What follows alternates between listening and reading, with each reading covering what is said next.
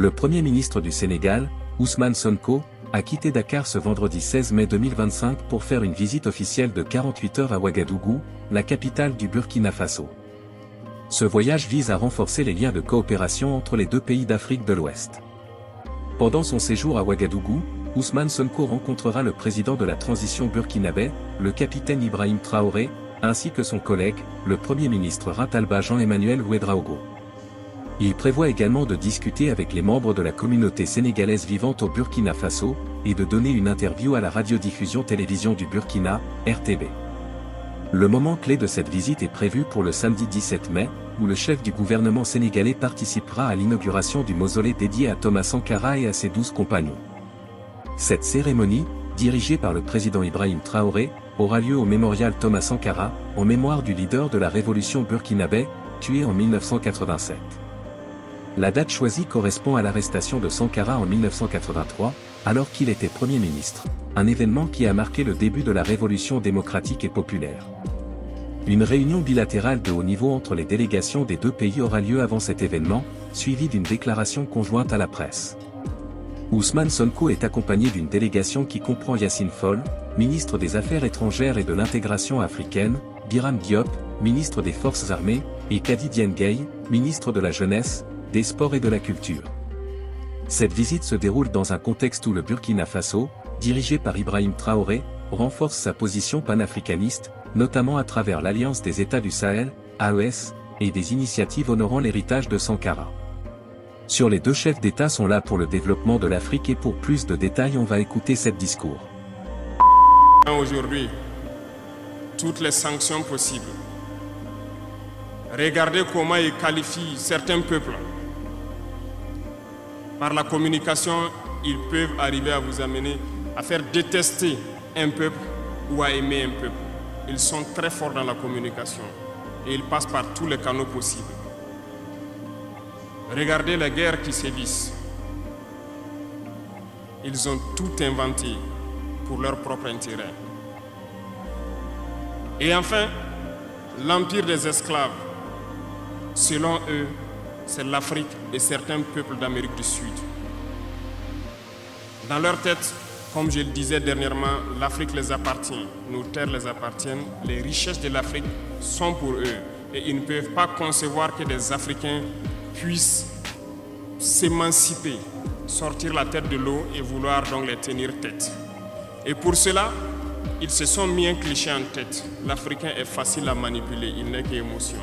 Ils trouveront toujours un Africain pour lutter contre son frère. Et ça a toujours été comme ça. Par la communication, ils vous ont amené à détester votre propre couleur de peau. Dans nos cultures et dans beaucoup de cultures au Burkina Faso ici, le deuil était symbolisé par la couleur bleue. Lorsqu'une femme perd son mari, elle portait donc des tenues de couleur bleue pour faire son deuil pendant un temps donné. Ce sont eux qui sont venus vous dire que le noir symbolise le deuil, le diable, la médiocrité, tout ce qui est mauvais. Et malheureusement, nous avons tellement avalé ça que lorsque nous sommes en deuil, nous nous mettons également en noir. Il faut que nous nous réveillons. Il faut que nous nous réveillons parce que voilà le cliché qu'ils ont en tête. Eux, ils sont l'empire du bien, d'autres sont l'empire du mal, et nous, nous sommes l'empire des esclaves. Voilà comment les impérialistes voient le monde. Il faut que vous compreniez cela. Et là, je m'en vais faire un coup de gueule à l'endroit donc de certains intellectuels qui continuent de vouloir prêcher pour les impérialistes. Est-ce qu'ils ignorent cette partie de l'histoire? Je n'invente rien. Ça a été déclassifié, vous trouverez tout ce que j'ai dit dans les bibliothèques ou partout sur les moteurs de recherche. Ces intellectuels n'ont-ils pas lu cela? Ne connaissent-ils pas l'histoire de ce monde? C'est peut-être par malhonnêteté ou quelques billets de dollars qui les amènent à toujours prêcher pour les impérialistes. Il faut que nos intellectuels arrivent à tout moment à prêcher pour conscientiser nos peuples, nos masses populaires, pour qu'ils comprennent d'où ils viennent et comment ils sont vus des impérialistes.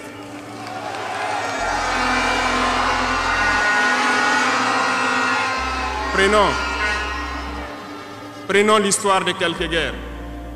Vous avez suivi la guerre d'Irak. Un gros mensonge qui a été inventé, soi-disant de possession d'armes de destruction massive. Certains sénateurs, au niveau des États-Unis, ont tout fait pour avoir les preuves. Ils ne l'ont pas eu. Souvenez-vous que plusieurs personnes ont démissionné de la CIA après cette guerre. Des preuves ont été inventées de toutes parts. Les services secrets occidentaux les ont aidés à fabriquer des preuves. Et on se souvient que le même Niger a été accusé en son temps en montant une fausse convention, un faux contrat de vente d'uranium à l'Irak. C'est le même processus qu'ils ont voulu amener la dernière fois pour soi-disant que le Niger vend de l'uranium clandestinement à l'Iran. C'est du déjà vu. Ils ont prétexté cela, ils n'ont pas eu de preuves. Même les Nations Unies ont trouvé finalement qu'il n'y avait pas de preuves tangibles de présence d'armes de destruction massive. Mais ils avaient leur objectif, il fallait détruire l'Irak. Ils ont détruit l'Irak. Ils ont créé l'État islamique.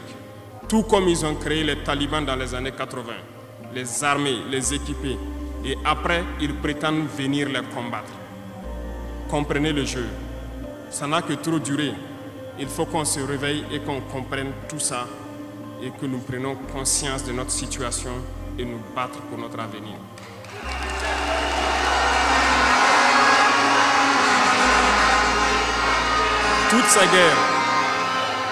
Toutes ces guerres ont été inventées, passant par l'Irak, la Syrie, la Libye, dans le but de déstabiliser le monde à leur profit, parce que nul ne doit pouvoir les égaler. C'est ce que nous vivons aujourd'hui dans le Sahel aussi à travers le terrorisme qu'ils nous ont imposé. Parce qu'ils trouveront toujours des Noirs qui vont s'exciter et qui vont prendre les armes contre leurs frères noirs. C'est ce que nous vivons. Ils n'ont jamais quitté ce modèle. Malheureusement, beaucoup de gens leur donnent raison. À cause de quelques billets de dollars, ils se vendent très moins cher à l'impérialiste et ils se mettent à combattre leurs frères. Je voulais faire ce petit historique du monde pour que vous compreniez comment l'impérialisme voit notre monde. Ça se résume en ces petits triangles. Dans cette deuxième phase, je dois vous expliquer pourquoi nous devons nous battre. Une petite histoire. En 2015, à Tombouctou, lorsque nous avons rencontré, j'étais chargé de la sécurité donc de la plateforme aéroportière. Dans les patrouilles, nous avons rencontré des individus qui rôdaient autour. Un de ces individus était manchot. Je lui ai fait comprendre que c'était dangereux de rôder autour de la base parce qu'ils peuvent se faire tuer. Il m'a dit qu'il voulait se faire tuer, il voulait mourir. Et j'ai cherché à comprendre leur histoire. Certains étaient fous, d'autres étaient normaux, mais ils cherchaient à mourir à cause du terrorisme. Ils nous ont expliqué que lorsque les terroristes sont rentrés à Tombouctou, le manchot qui m'expliquait ça, un soir, les terroristes se sont pointés à son domicile. Ont voulu violer sa femme devant lui. Il s'est opposé. Ils sont repartis. Le lendemain, on est venu le pêcher à la maison, l'amener à la place publique. On l'a accusé de vol. On a tranché sa main, on l'a battu. Il est reparti à la maison. Son fils, qui avait 16 ans, qui s'occupait de sa main, ils sont revenus. Ils ont violé la femme. Ils ont enlevé son fils. Ils ont continué à violer sa femme pendant des jours, jusqu'à ce que la femme se suicide. Et ils ont amené son fils, il n'a plus retrouvé son fils. Et lui, il préfère mourir. Voilà pourquoi il marche autour. Le jour qu'une sentinelle va lui tirer dessus, ça lui fera plaisir. D'autres ont connu le même sort. Ils ont été enlevés de chez eux parce qu'ils refusaient que les terroristes touchent à leurs femmes ou à leurs filles. Et le lendemain, on vient les soustraire, on les amène à la place publique, on les battait à sang. Et après, ils allaient faire leur sale besoin. Beaucoup de familles ont été détruites ainsi. Ce sont des criminels, des violeurs, des bandits, des trafiquants de drogue qui sont armés et qui sèment désolation dans nos contrées. Ils ne le font au nom d'aucune religion. Malheureusement, ici au Burkina Faso, certains villages se sont laissés compromettre. par ces individus. Je parle en connaissance de cause. En 2022 à côté, j'ai été chercher avec mon unité dans un village parce qu'ils ne voulaient pas que nous restions là-bas parce qu'ils sont en bonne entente avec les terroristes. Ceux qui m'écoutent, ils savent de quoi nous parlons. Plusieurs autres unités sont témoins. Certains villages ont refusé catégoriquement que des FDS foulent leur sol parce qu'ils sont en bonne intelligence avec les terroristes. Nous leur avons fait comprendre qu'il n'y a pas d'alliance possible avec ces criminels parce que c'est eux qui décident du jour où le pacte se rompt. Plus tard, je pense que beaucoup de villages ont compris cela. Lorsque le pacte s'est rompu, ils sont revenus sur les réseaux sociaux pour appeler au secours. Nous y avons été. Mais c'est pour dire, peu importe ce qu'ils viendront vous dire, peu importe les flatteries possibles, peu importe le pacte que vous avez signé avec eux, le jour qu'ils décident de mettre fin au pacte, ils viendront tuer et mettre fin au pacte. Il n'y a pas d'alliance possible avec les terroristes. Il n'y a pas d'alliance possible avec ces criminels. Ils sont à combattre. Un point, c'est tout.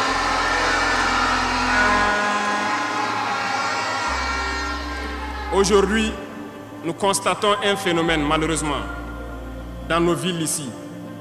Certaines personnes se plaisent à passer de cour en cour, à faire comprendre aux épouses de certains FDS et certains VDP, aux familles de certaines personnes tombées pour la patrie, que eux, ils avaient une solution pacifique avec les terroristes. C'est nous qui avons voulu faire la guerre. Voilà pourquoi tout ça se passe. Comment est-ce que des êtres humains, voyant tout ce qui se passe, comprenant le monde, peuvent avoir de tels propos? Ne vous détrompez pas. Soit nous les combattons ou ils nous combattent. C'est tout.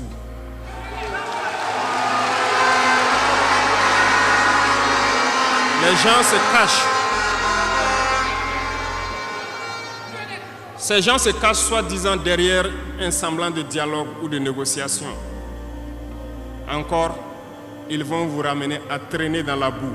C'est ça l'objectif de l'impérialisme. Que le fléau dure, que ça dure dans le temps, que vos États ne soient pas structurés et qu'on continue de profiter de vos richesses. Plus ça dure, plus ça les arrange. Et malheureusement, ces individus qui passent de cour en cour font le jeu des impérialistes. S'ils m'entendent, qu'ils arrêtent maintenant. Parce qu'ils iront combattre eux-mêmes.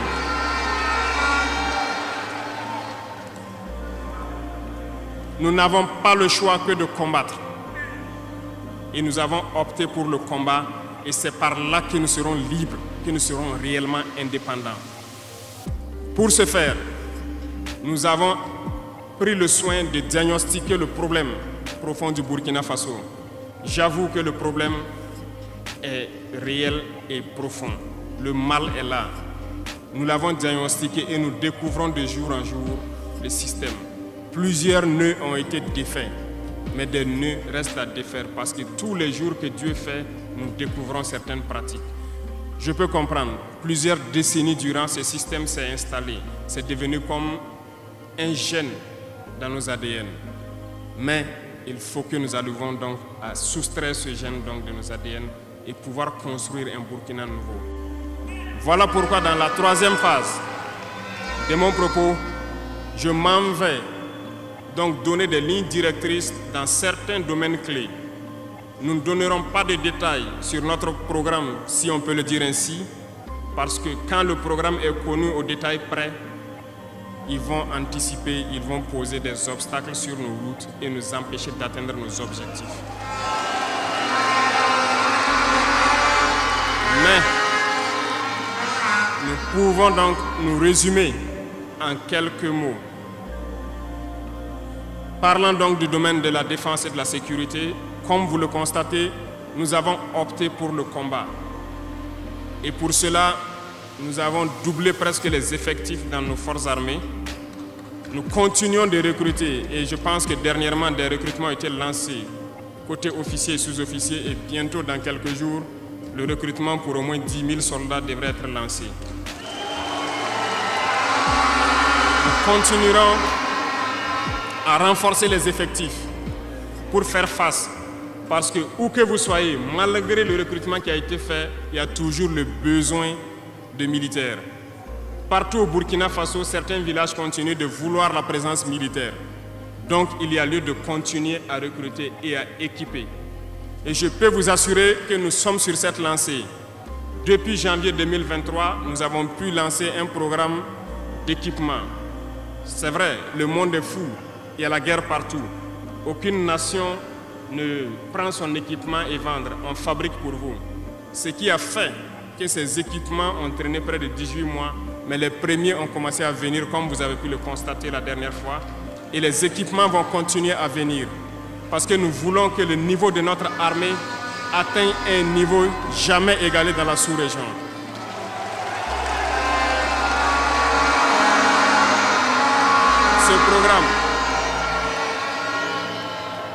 Ce programme d'équipement va se poursuivre. Et c'est vous, les acteurs de ce programme. Parce que depuis que nous nous battons, j'ai pu vous dire, ces soi-disant amis du Burkina qui étaient là depuis longtemps, qui sucent nos richesses, même une seule cartouche de Kalachnikov, nous n'avons reçu de personne pour faire notre combat. C'est vous qui payez. Et nous continuerons à faire corps avec notre peuple pour pouvoir mener cette lutte. Nous avons des partenaires qui ont accepté de nous vendre des équipements et qui ont même proposé de pouvoir nous livrer des équipements stratégiques et que nous puissions payer dans le temps. Nous leur en remercions pour ce geste.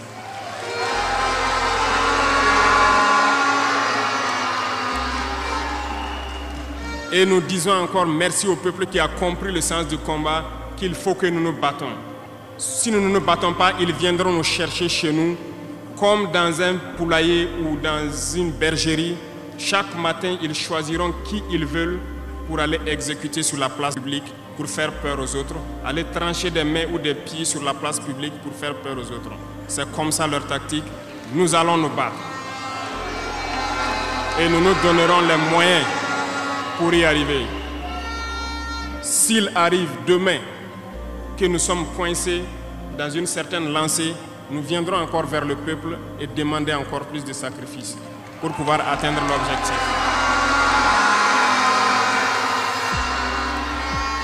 Parce que malgré vos cotisations, je vous le disais tantôt, certaines puissances ont refusé de nous vendre les équipements, ont bloqué les équipements que nous avons achetés dans certains pays parce qu'ils ont la licence de certains composants. Et ces puissances exploitent des minerais au Burkina Faso. Je le dis ici, haut et fort et solennellement.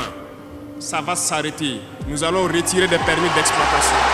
Nous n'allons pas permettre cela.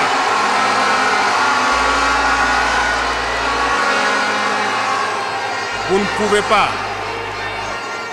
exploiter nos ressources et refuser de nous vendre des équipements, faire bloquer nos équipements. Nous n'allons pas accepter. Qu'ils s'attendent, nous allons récupérer nos permis d'exploitation et nous allons l'exploiter nous-mêmes.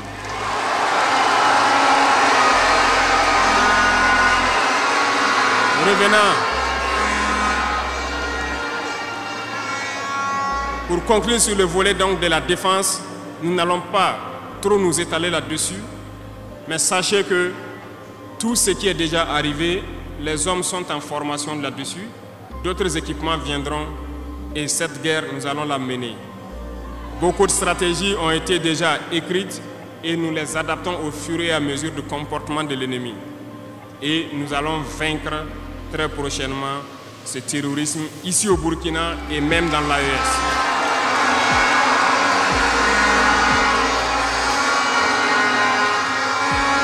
Pour ce qui concerne le domaine donc de la fonction publique, pendant longtemps, nous avons passé le temps à mettre en garde un certain nombre d'acteurs.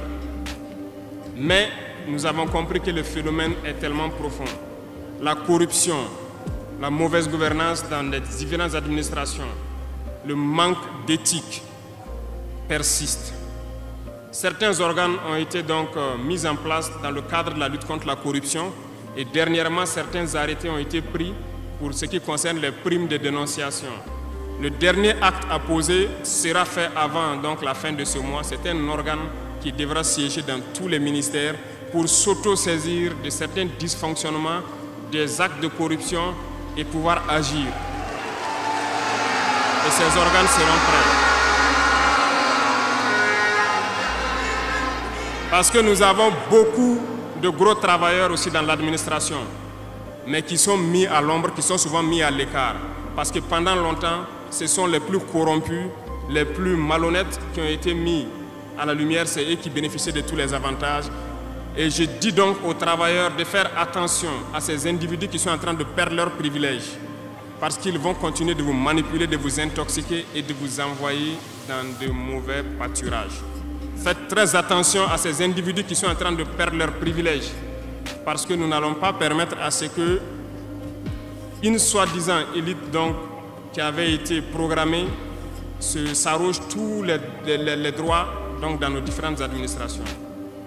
Le dernier organe sera mis en place avant la fin de ce mois et le travail réel va commencer.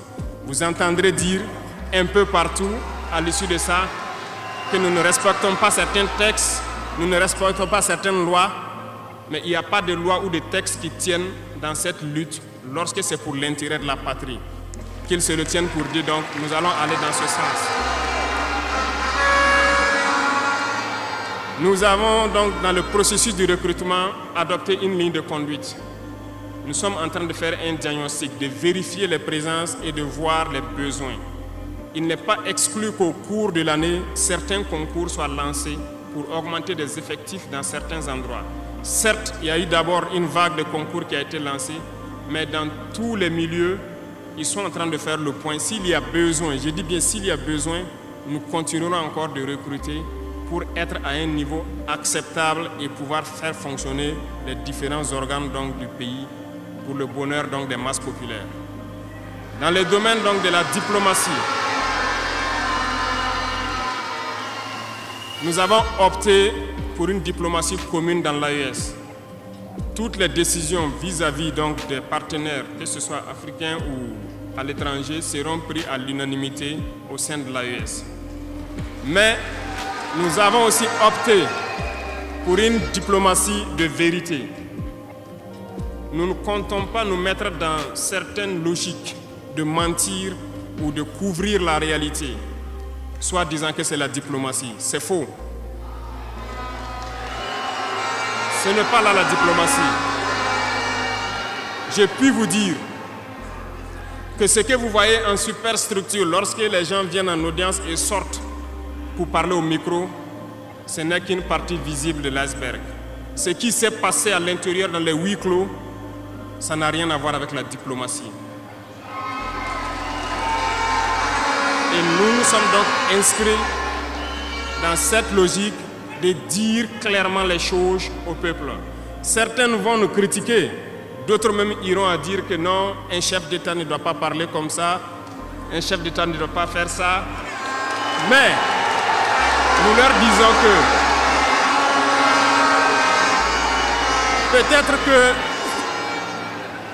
peut-être que ces gens qui critiquent de cette façon lorsque nous disons la vérité, peut-être qu'ils ont une école où ils ont appris à être chef d'État, comment le chef d'État doit être.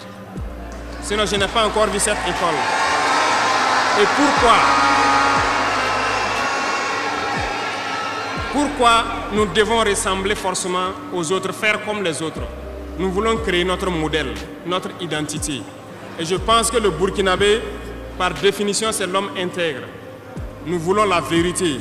Et lorsqu'il y a la vérité qui sort, même si nous avons fauté, il faut que nous ayons le courage de venir vous dire sur tel côté nous avons fauté, nous demandons pardon. Si vous nous pardonnez, vous nous pardonnez. Et nous ne voulons plus nous inscrire dans cette diplomatie mensongère. Nous avons, dans une interview, parlé du régime ivoirien. Certains Burkinabés sont montés sur leurs chevaux et critiqués. Je le dis, j'insiste et je persiste. Nous n'avons rien contre le peuple ivoirien, mais nous avons quelque chose avec ceux qui dirigent la Côte d'Ivoire. Nous le disons et nous le répétons encore.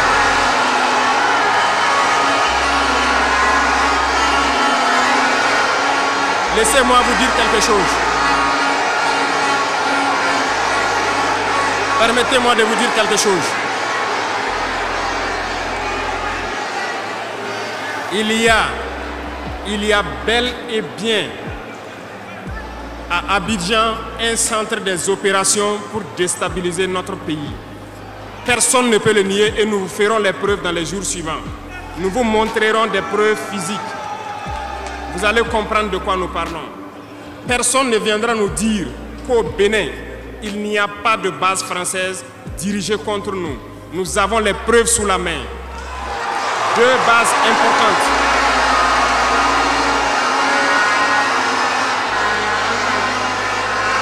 Nul ne peut le contester. Et je les mets au défi. Et nous n'avons rien contre le peuple béninois. Là, nous avons un problème avec la politique des dirigeants béninois. Et nous le disons haut et fort encore. Dans cette diplomatie, nous avons décidé de dire la vérité. Il y a bel et bien 2 bases. Une vers Kandi et l'autre en allant vers Porga ou je ne sais pas quelle localité. Des pistes ont été réaménagées à plus de 3000 mètres de long. Des avions atterrissent. Les gens équipent et forment les terroristes là-bas.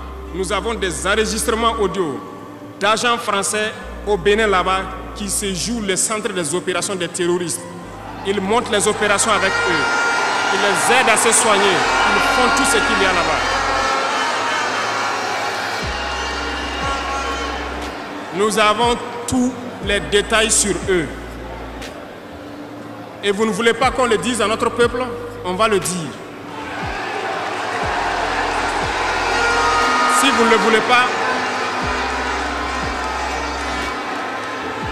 s'ils ne le veulent pas, qu'ils arrêtent de se comporter ainsi. C'est simple.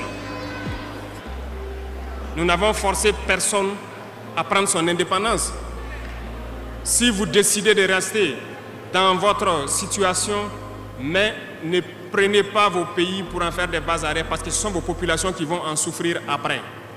Et ce n'est pas une bonne politique. Nous le disons par expérience, et je le répète toujours, le Burkina a été une base arrière pour déstabiliser certains pays. Et ce n'est pas bien. Le Burkina a été une base arrière à un moment donné pour les terroristes ici. Voilà le prix que nous payons.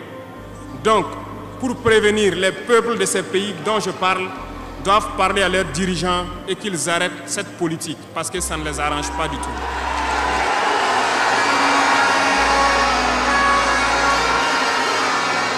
Pour venir, dans le volet communication et culture, nous avons lancé plusieurs initiatives.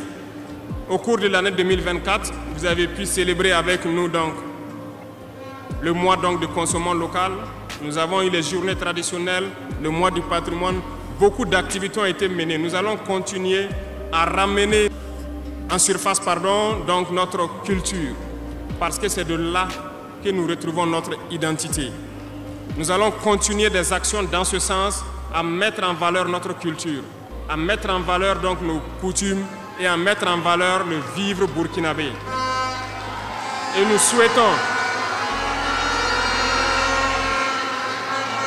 souhaitons que chacun soit acteur de l'émergence du Burkina Faso à travers sa manière de communiquer.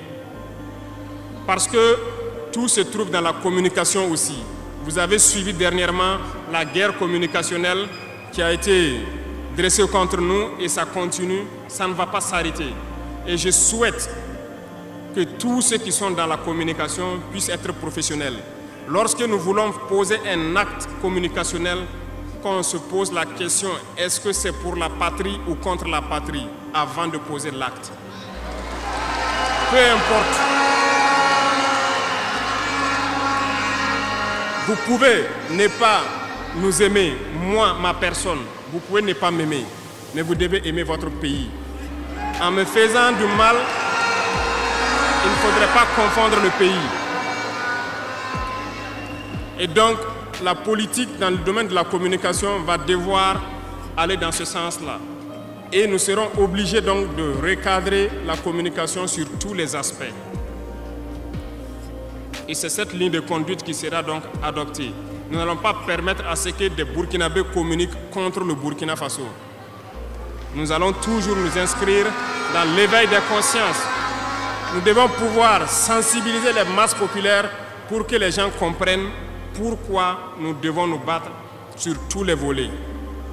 Revenant au domaine donc de l'agriculture, comme vous pouvez le constater, nous avons lancé des initiatives depuis 2023 et cette année, l'offensive a été lancée. Ça se passe plus ou moins bien. Et c'était ça les propos. Et pour rappel, l'Afrique, riche de sa variété culturelle, de ses nombreuses ressources naturelles et d'une population jeune et dynamique, est un continent avec un grand potentiel.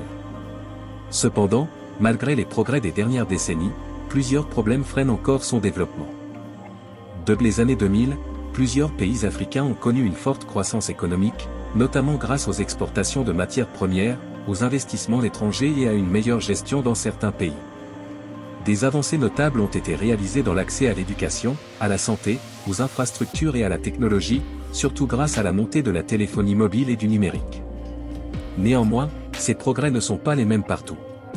Le continent continue de faire face à de grands défis: pauvreté persistante, instabilité politique, corruption, dépendance économique de l'extérieur, changement climatique, insécurité alimentaire et conflits armés. Pour un développement durable en Afrique, il est donc important d'adopter une approche globale, comprenant des réformes fondamentales, une meilleure répartition des richesses et une diversification des économies. Les relations internationales de l'Afrique ont beaucoup évolué. Traditionnellement liées à ses anciennes puissances coloniales, comme la France et le Royaume-Uni, l'Afrique a aujourd'hui de nouveaux partenaires comme la Chine, la Turquie, l'Inde et la Russie. La Chine, en particulier, est devenue un acteur important, investissant massivement dans les infrastructures africaines à travers l'initiative « La ceinture et la route ». Ces partenariats offrent des opportunités pour le financement, le transfert de technologies et la création d'emplois. Cependant, ils soulèvent aussi des questions sur la durabilité de la dette, la transparence des contrats, la dépendance économique et l'exploitation des ressources naturelles. Les pays africains doivent donc améliorer leur capacité de négociation pour que ces relations soient équilibrées et avantageuses pour tous. De plus, l'Afrique a également formé des liens stratégiques avec des institutions internationales comme la Banque mondiale, le Fonds monétaire international et les Nations unies, qui jouent un rôle clé dans le financement du développement et la gestion des crises humanitaires. Pour assurer un développement équilibré et durable, les pays africains doivent prendre plusieurs actions importantes. D'abord, investir énormément dans l'éducation et la formation pour donner aux jeunes les savoir-faire nécessaires pour l'économie de demain. Ensuite, favoriser la bonne gouvernance, la transparence et combattre la corruption, pour restaurer la confiance des citoyens et des investisseurs. Renforcer l'intégration régionale est également très important, grâce aux projets comme la zone de libre-échange continentale africaine, ZLECAF, les pays peuvent augmenter le commerce entre eux, diminuer leur dépendance extérieure et créer un marché commun compétitif. De plus, l'industrialisation et l'innovation doivent devenir des priorités pour transformer les ressources sur place et créer de la valeur ajoutée. Finalement, l'Afrique doit mettre en place des politiques environnementales durables qui peuvent répondre aux défis climatiques tout en soutenant une croissance verte. Le développement de l'Afrique ne peut se faire que par les Africains eux-mêmes, avec une vision claire, une forte volonté politique et la participation active de la société civile. L'aide des partenaires internationaux est importante, mais elle doit se faire dans un esprit de partenariat équitable et respectueux des particularités locales. Si ces conditions sont réunies, l'Afrique peut devenir l'un des principaux moteurs de la croissance mondiale au XXIe siècle. Et cela les amis, si cette vidéo vous plaît, abonnez-vous et activez la cloche de notification pour ne pas louper aucune de nos prochaines vidéos.